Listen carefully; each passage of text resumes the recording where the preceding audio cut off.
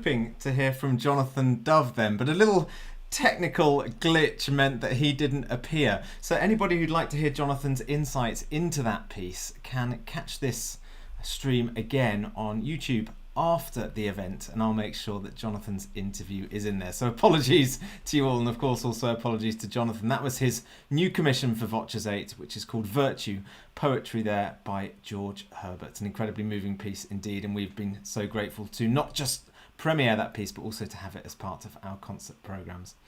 Now, talking of being thankful for singing, we're getting lots of lovely comments of people who did tune in to our stream last night. So thank you very much for all of your support. One of the really nice things was that we got to sing some music that we might not otherwise get to be able to do in VOCES8, because of course not all of us were in the room, so we were having to do some solo singing.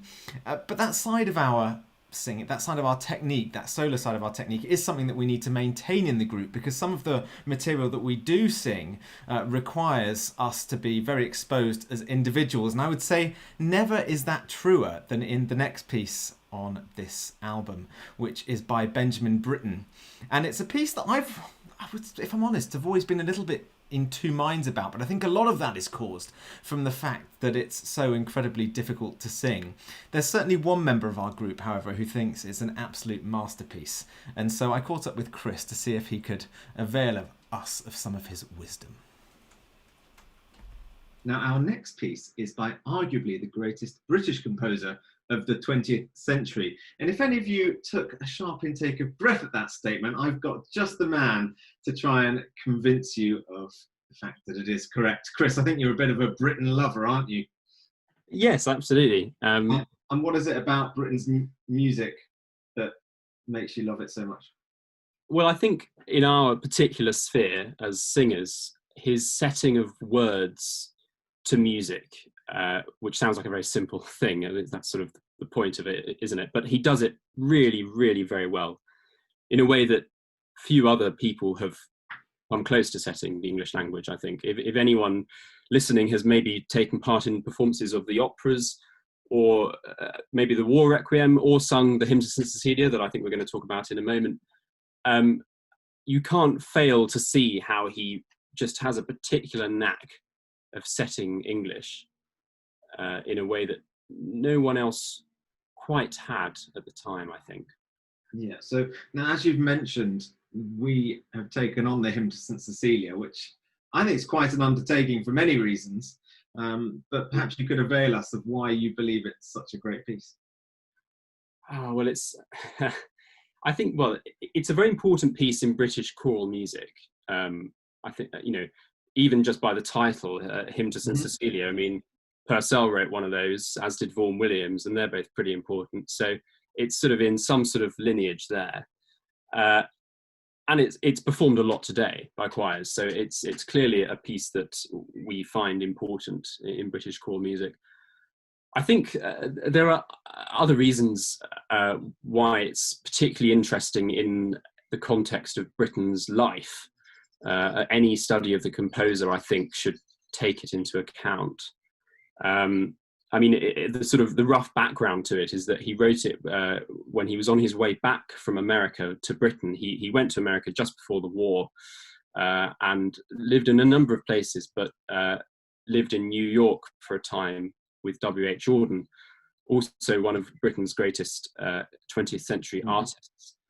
And they collaborated on a couple of different things, a song cycle called Our Hunting Fathers, which, if you don't know, is really, really good, and an opera called Paul Bunyan.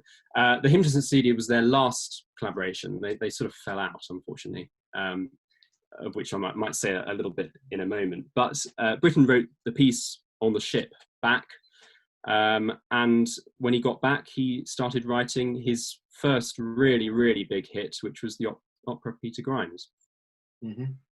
And if you had to, so we're going to play the work in a minute. If you had to give us some things to listen out for as we go through, because it's quite a long work. So are there specific things you would like us to listen to as we go through it to get most enjoyment?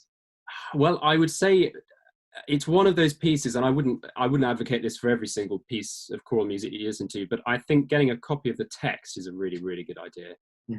Because it's very, very dense.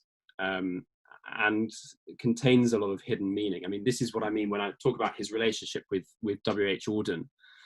When Britain was leaving America to go back, Auden wrote him a very, very long letter, which has been quoted a lot by biographers since, in which he talks about lots of things around the theme of art and how an artist is, in his view, is meant to be in the world. And he essentially says to Britain, you know, look, you've made a career so far out of playing the lovable, clever little boy, and you've got to suffer. You've got to go through something, to make your art worthwhile. So there's this wonderful few lines. I've handily got my copy here. In the third part of the piece in particular, when Auden says, "Lost innocents who wished your lover dead, weep for the lives your wishes never led."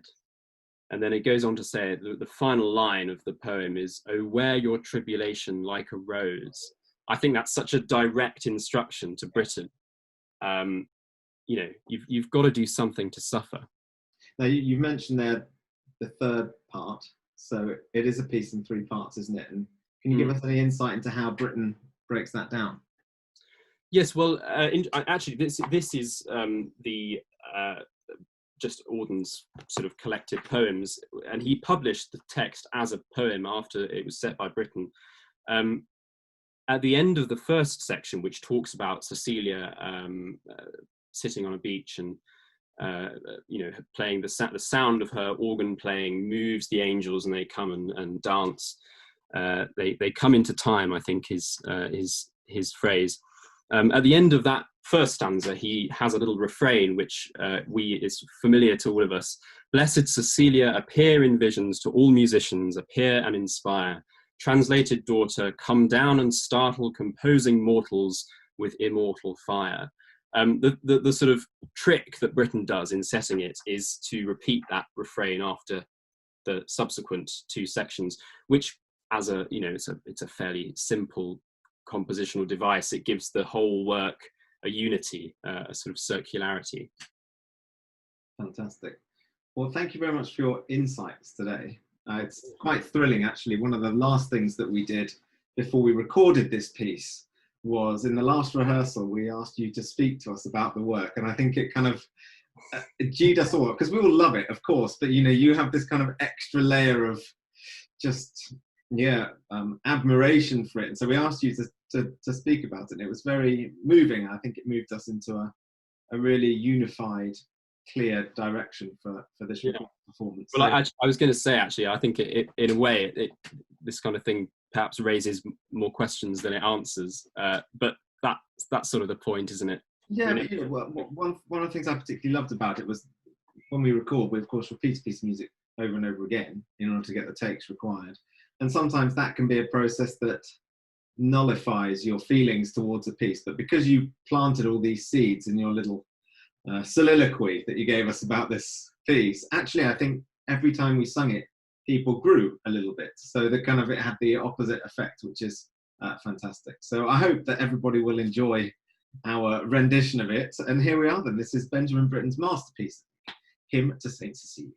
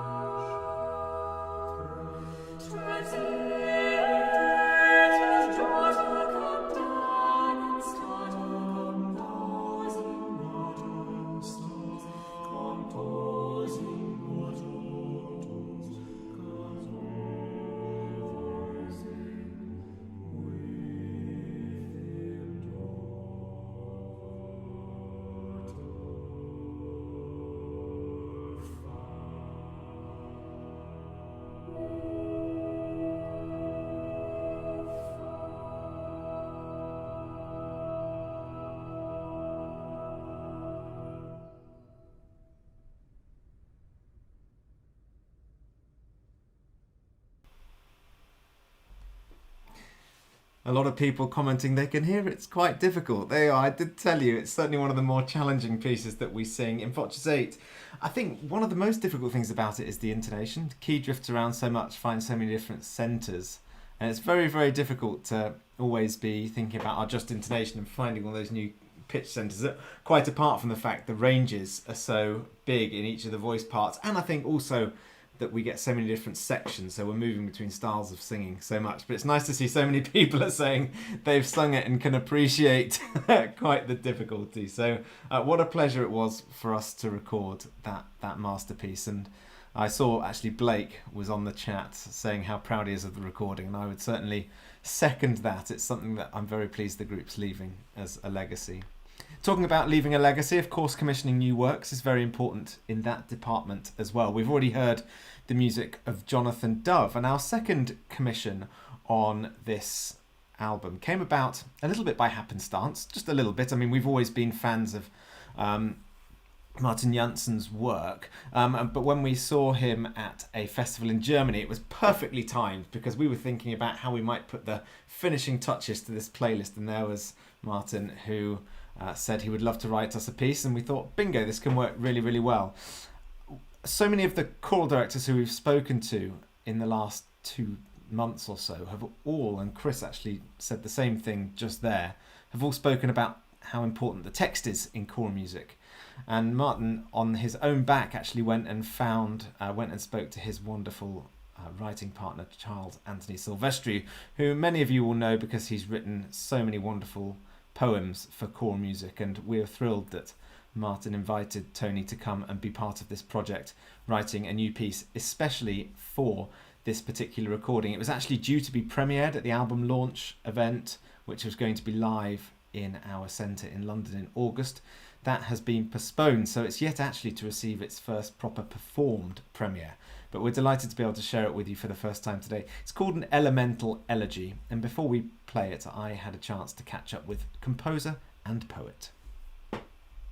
I'm joined now by composer Mårten Jansson and lyric poet Charles Anthony Silvestri, who have collaborated in the creation of a new work, a commission for our fourth EP, Elemental. Now, I went to Mårten originally and said, hey, how about it? Because we've got this theme, Elemental, what would you like to do? And I think the first thing that happened is you said, well, I know just the man I'd like to work with. So do you want to start by telling us the story, Mårten? It is actually a story which I actually haven't told you either.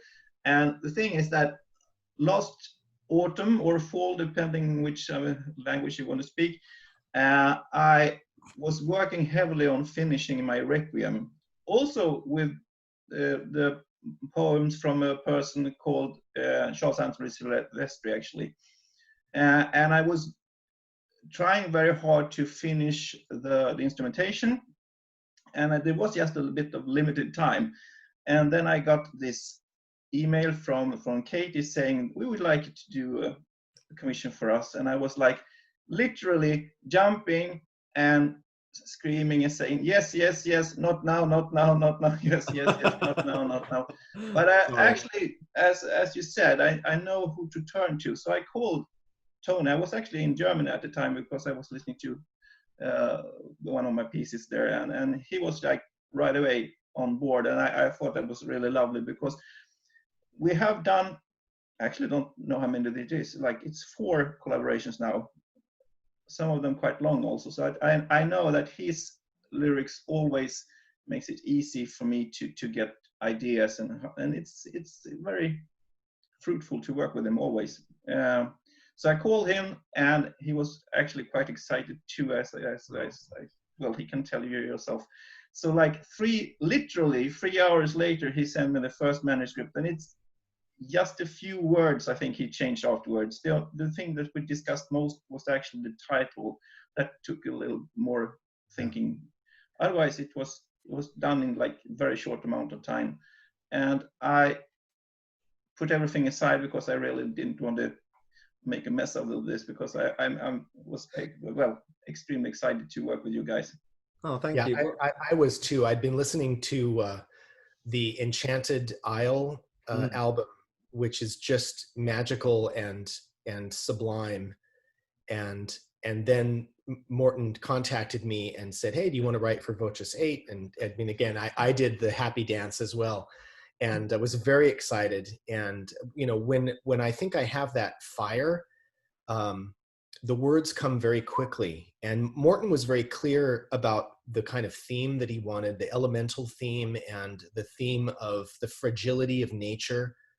And I don't know why, but I had been thinking about that, and I had heard again after a long time the Oxford Elegy by Vaughan Williams. Yeah, that uses the poetry of Matthew Arnold, and it paints this beautiful, idyllic, sort of pastoral picture of the English countryside and places that I love and have visited many times. And so it was relatively easy for me to sort of conjure a mythical place that is being threatened all around us. Here, I live in Northeast Kansas, and the encroaching growth of sprawl is felt here as well. There were fields and farms all around where my house is, and now there's just neighborhood after neighborhood after neighborhood. And I sort of conflated that, what I'm seeing around me, with this kind of idyllic countryside, an almost Tolkien idea of the loss, of the beauty of nature. And just, it all just kind of exploded, and I created this place. Beautiful. I was very touched when I read the poetry for the first time. I was going to ask Mårten, what's the first thing you do? So I know obviously you've written to Tony and you get this very powerful text back. What process do you then go through to digest that and begin to sow the seeds of something musical? It's really quite simple. People ask me that quite a few times, and how I do. And the thing is that I just sit down and start pretty much, especially with a text like this, which actually invokes pictures right away. I just try to enhance what Tony already did. So and would you do that? Would you do that at the keyboard, or do you do that sketching? By the keyboard pretty much all the time, and also constantly singing. Okay. But my keyboard is definitely vital. Sure. Well, I can tell that you do it singing, because your lines have a real, well, they're really nice for singers. They kind of fit the voice. So it's quite obvious to us that you yourself are quite a proficient vocalist, or at least have sung them yourself. Yeah, definitely. And what I also like very much, and it's very clear in this poem, is that it creates a short story in a sense. And that's also very food for thought, that to make something that just evolves by itself. Otherwise, I mean, like, there are quite a few poems which are really nice, which just describes a situation or a feeling, but I always like when it really is something that I can describe, which has a start and something that happens and then some sort of end. I try to do all that heavy lifting for the composers I write for, so that the pieces are programmatic, that they take the audience on a journey. There is a beginning, a middle, and an end. There's a volta somewhere right around the golden mean of the poem. Right when the composer is going to need to do something like change keys or change tone or whatever. I mean, I try to build all of that in, and I sing everything that I write as well. I sort of chant melodies just to make sure that it sings well, that the words aren't crunchy, that the vowel sounds are placed where they should be. So do you find then, Tony, that once the composer has, say, had a first draft of the piece, would you then expect or wish that you would be able to consider the words again once the music is more in place? Or do you kind of write it and then think, oh no, I'm pretty happy with that, and let it go? Well, usually I'm very happy with it. The composers that I've worked with are really, really talented and creative and in sync with me. They've chosen me for a reason, to write for them, so they understand, and we have this wonderful working relationship. But instead of me wishing that I could tweak things, I hope that happens during the process of composition. that the composers that I work with know that if they require more or fewer syllables, if they need a repeated line or a chorus or a bridge or something like that, depending on how the compositional process unfolds, I'm more than happy to change the poem for their needs. And that happened with this poem as well. I originally hadn't used the word elemental in the poem, even though the elements of air and earth and fire and water are built into the poem. The word itself wasn't there, and Mårten thought that was important. We changed the title. The oak tree was originally an ash tree. So little like that got changed, but well, there's a beautiful line in it. There's a beautiful line in it that, to me, makes the whole piece at the end, where it's I'm just actually remembering this now off the top of my head, so do correct me if I quote incorrectly, but it says, "Yet elemental finds a way." That's nature ever changing, elemental finds a way. It's absolutely, there's a beautiful turn of phrase in that, especially after that. One of the things I really am impressed with and have enjoyed is that it's very easy, I think, when you're asked to create a choral commission, to, especially if it's not going to be the longest piece in the world, is to create a kind of just a little sort of sweet bit of finger food. And one thing that we think about a lot when we program is trying to create a meal rather than a lot of small, perfectly formed, delicate pastries. And so having a piece that, even though it's, you know, what is it, 5 minutes long, it actually really tackles some serious issues. And that's of course credit to the poetry, but then when you come to the music, it doesn't just sing a nice melody all the way through. That goes through some really different textures, harmonic progressions. Some of it's melodic, some of it's actually quite sinister. It's a very impressive piece of art. And when I first saw it on the page, to be honest, when I first saw it on the page, I thought, oh, okay, you know, yep, that's, you know, the first thing, I'm sorry to say, the first thing I look at some of the time is how long is this going to take us to learn? Because immediately I've got my hat on of like, okay, when can we fit it in the schedule, etc. So we're recording in 2 months, you know. And the first thing I looked at, I thought, okay, that looks really nice. It looks really singable.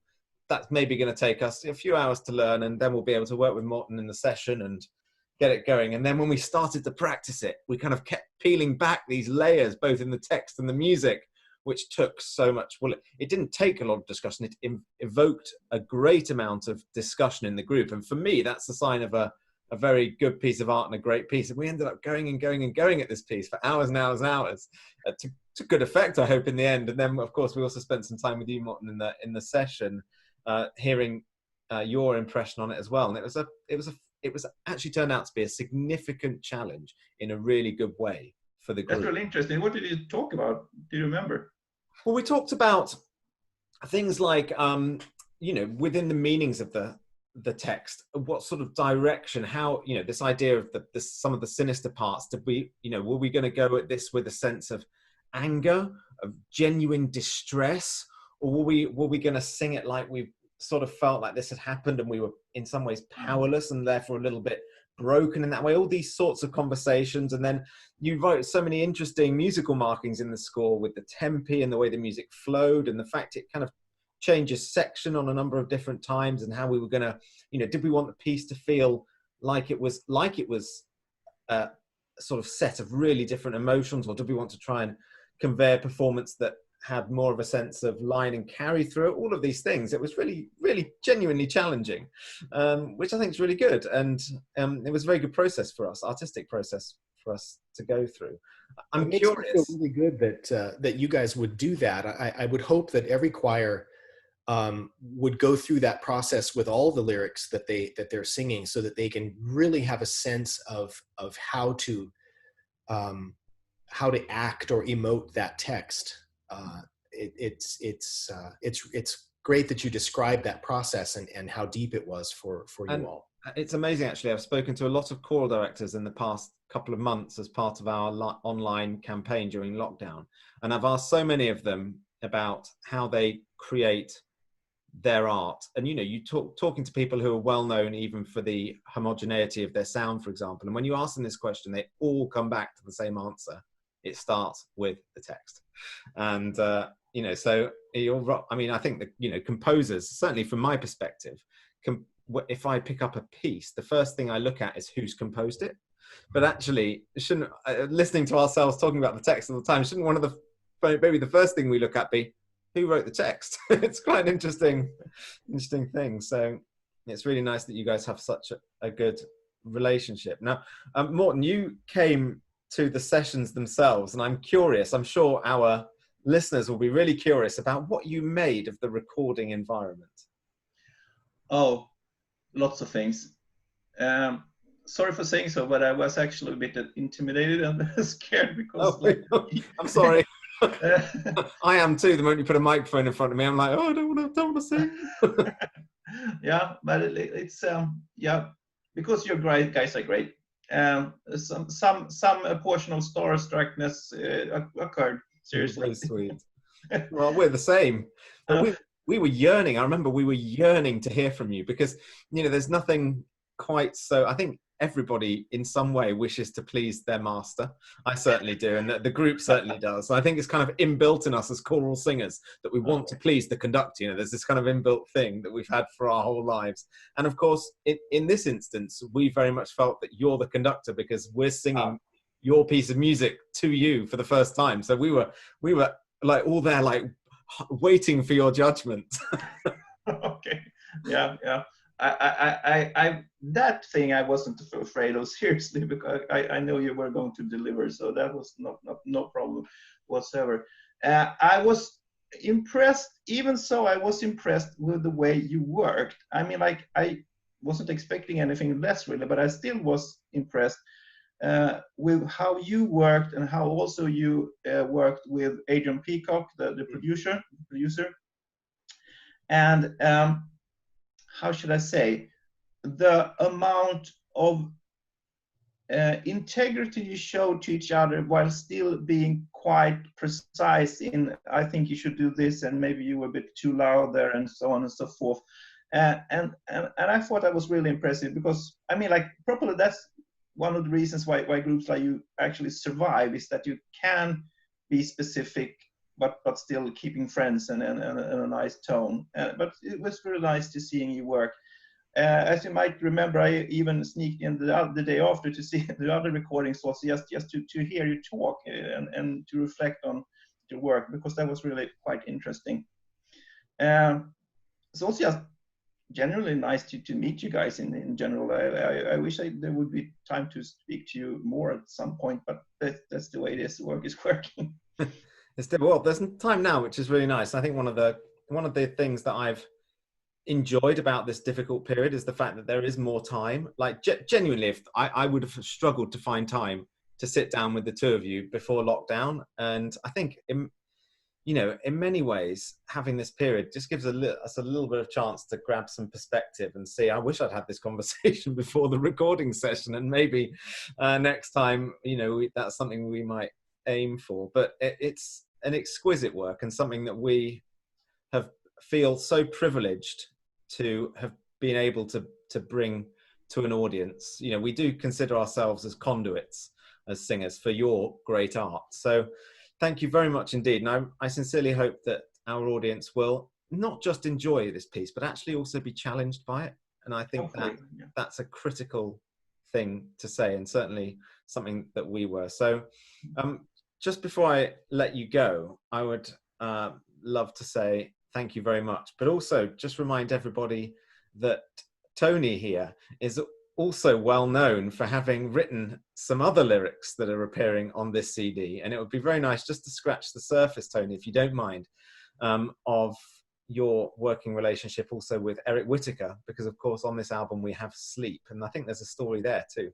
Yeah, I've been privileged to be good friends with Eric for about 30 years now, and I've written many pieces with him. Sleep was one of our first, and it's a now sort of famous / infamous story where he was originally commissioned to set Robert Frost's Stopping by Woods, and in the process of that, he was denied permission to use the text after he had already composed the piece. And so the lesson there is to get a license first for the poem before you start.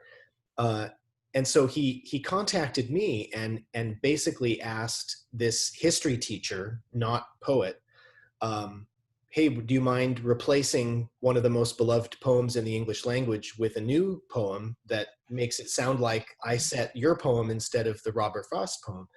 And I thought at first that it was sort of a puzzle and it would be a fun way to help my friend. And the poem just came very quickly, and I didn't think much about it at the time.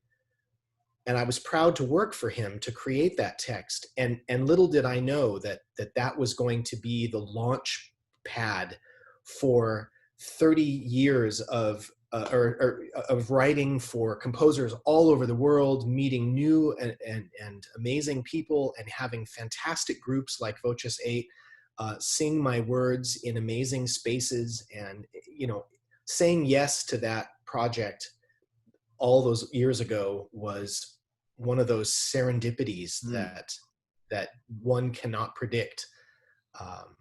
And I'm very grateful that I said yes. There's quite a good lesson in this, but we often get asked by students what we think are good ways to get into the industry.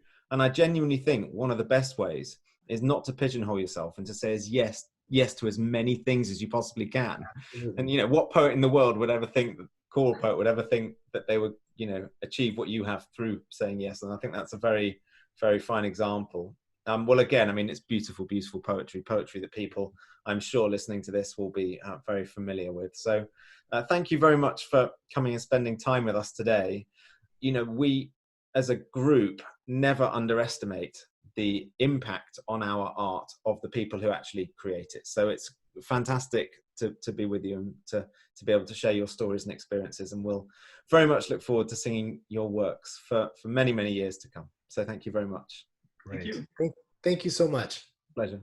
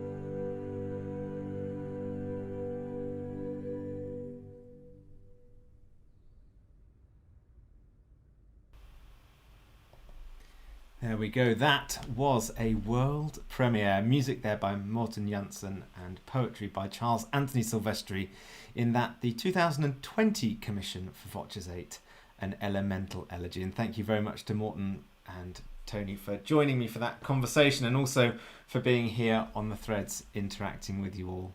It's what a pleasure to sing new music. It's a fantastic feeling even now sitting here. Just listening to it makes me a little bit emotional. Actually, to celebrate Mårten, I had a cup of coffee and I have an espresso machine, and I used the Nordic Black capsule to celebrate that commission. Drinking coffee, of course, because I was on stage quite late last night. It's probably not the lateness that's causing me to feel a little bit low today. More, I think, the adrenaline rush of being live in concert, live streaming for the first time from the VOCES8 Centre since lockdown began was quite a thrill for many different reasons. If you missed that concert, you'll be able to catch up with it and purchase a copy in the next few days. So watch this space. But it was so nice to be back in the room, of course, with my brother Paul, but also making music again with my colleagues Blake and Andrea. Hats off to Blake. Those of you who watched will know that he didn't just do a stint of singing, he also bought his guitar and turned his hand to many different styles of music. And for me, he accompanied me in a John Dowland lute song, In Darkness Let Me Dwell. Oh no, sorry, Paul accompanied me in that. Blake accompanied me in William Byrd's Lullaby, which actually is originally written for, well, it could be written for sort of 4 viols and solo voice, or a 5-part choir.